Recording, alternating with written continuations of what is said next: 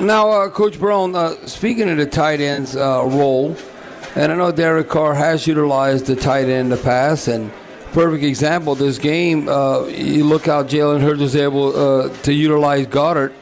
11 targets, I should say, 10 receptions. And look, Foster Moreau, who we consider maybe all-around tight end, not just a pass receiving tight end. He had 2 targets, the 1 catch for a couple of yards. But Juwan Johnson, he's a big target. Why wasn't Juwan more involved? Considering that, wide receiver who's come and played a tight end position, and you might ask him at times, his blocking needs to improve on that. But explain to the fans why he's not more involved in the passing game. Well, there's a lot of things that kind of go into that equation. One is Juwan is coming off of off-season foot surgery, which we had no idea, and he didn't even know that he even had anything wrong with his foot. It was kind of bugging him a little bit during OTAs and during the vet minicamp.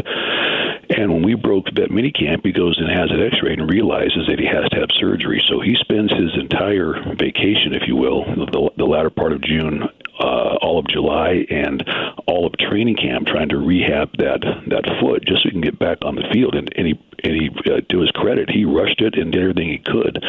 He never even put on a helmet until the Wednesday before the opening game of the season. And so, there was a guy that hadn't had a whole lot of time on task. And so to ask him to jump in there and get, 45, 50 snaps a game, that would have been very smart on our part.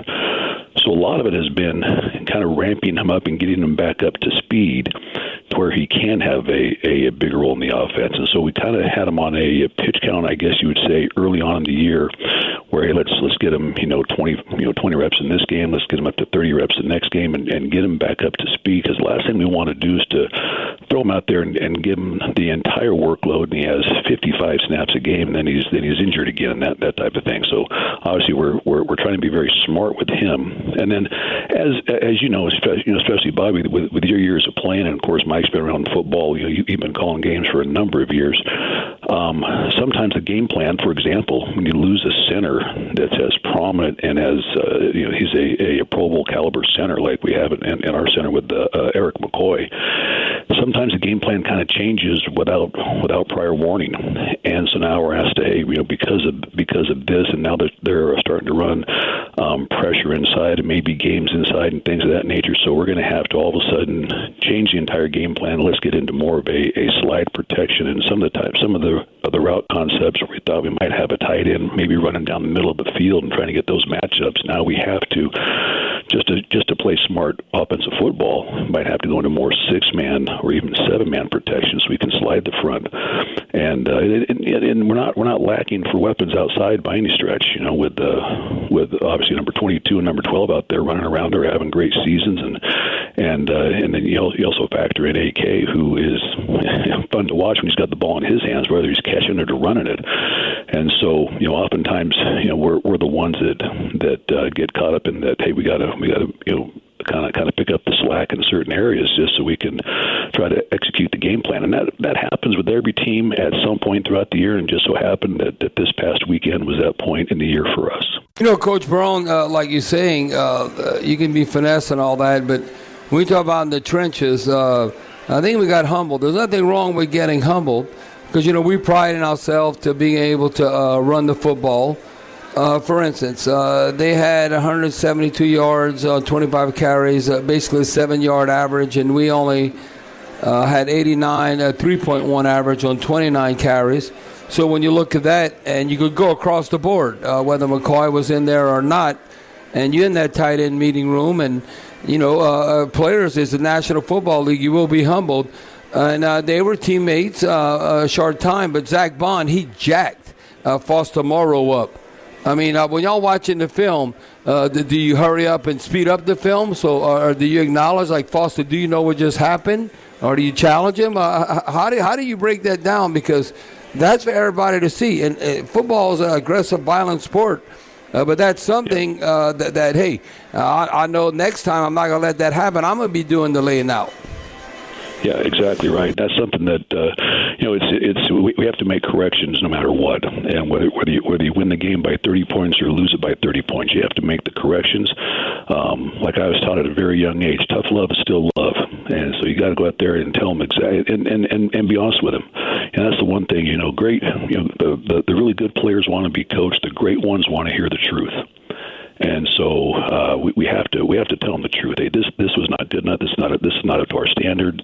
Whereas this play is, and so on and so forth. And once it's on tape, it's there for life. And so that has to be something that they're proud of as a player, that we are proud of as a team. Everything that we put on tape has our name signed to it. So we have to make sure that we're going out there and putting forth our best effort, no matter what the play call or the circumstances or the situation might happen to be. Dallin Holker, right? So we don't know a lot about this kid, undrafted free agent. So he's not your typical rookie because he went to BYU. So his freshman year in 2018, and then he goes his BYU mission years, comes back, ends up at Colorado State. So we don't, we watched them all during training camp in Irvine, but just give me some insight as to who, this kid and his skill set and what he brings to the table. He's a dynamic pass catcher, which he showed early on for us during OTAs and so forth. And going through, if you recall, our first preseason game against Arizona, he had some pretty good targets and catches there, and got some good yards after contact. And gosh, I'm trying to think, was it north, south, who knows? But it was to my left, and we're going to the far corner of the end zone. He got the ball down to about the plus 4 yard line, and possibly could have even lowered his shoulder and got into the end zone. But a guy that had a lot of attention when he came out, and we had to work our tails off to get him to sign with us as an undrafted free agent. He had a lot of teams coming after him, and why people didn't go out there and spend a 7th round or a 6th round draft choice on him was anyone's guess. And so we were very, very fortunate to have him. As luck would have it, we're in pregame drills going into our game against the Niners in the preseason, and he ends up twisting an ankle, which was probably the worst timing for him because he was going to be featured in that game. We're going to try to wrestle with the other guys and that type of thing. And so here we are, an hour and a half before kickoff, and he hurts his ankle, and which took about 3 weeks to get healed up. And he wasn't even actually going out there through practice until the week of the Dallas game was when he's actually able to put on a uniform and go out there and practice again. So as far as his, and you guys know as a rookie, those reps are just invaluable. And so to get full speed reps and live reps and things like that were just invaluable. So I felt, and I think we all felt, he kind of got cheated out of 2 preseason games where he really could have gotten his feet wet and kind of figure out the whole speed of the game and how to drop his pads and do things that maybe he wasn't asked to do back in college ball. And so it kind of slowed down his growth process. But as soon as when Taysom had his injury, it becomes the next man up mentality, and he was the next man up. And going through the week of practice, we had some things designed for personnel groups and things of that nature, and to where he was going to be featured. But as we've stated, sometimes the game plan doesn't have a chance to kind of play itself out, and so you're kind of forced to deal the hand that you have. But he's a guy that I'm very excited about, very high on. I know his teammates are too, and I think is a guy that as time progresses and he's able to get back on track with his growth and everything else, I think he's going to be someone that I think we're all going to like to watch here down the road.